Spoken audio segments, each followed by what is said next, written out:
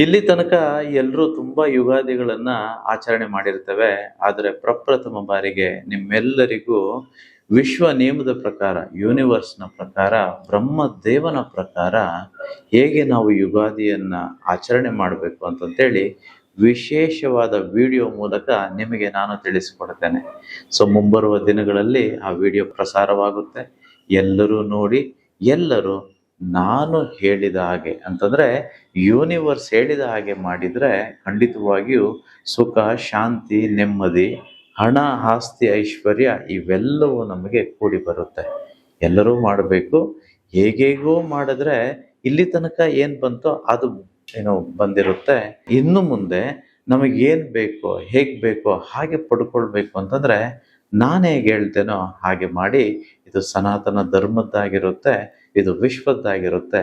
ಎಲ್ಲರೂ ಆ ರೀತಿ ಯುಗಾದಿ ಹಬ್ಬವನ್ನು ಆಚರಣೆ ಮಾಡಿದಾಗ ಮಾತ್ರ ನಮಗೇನು ಬೇಕೋ ಅದನ್ನೆಲ್ಲ ಪಡ್ಕೊಳ್ಳೋದಕ್ಕೆ ಸಾಧ್ಯವಾಗುತ್ತೆ.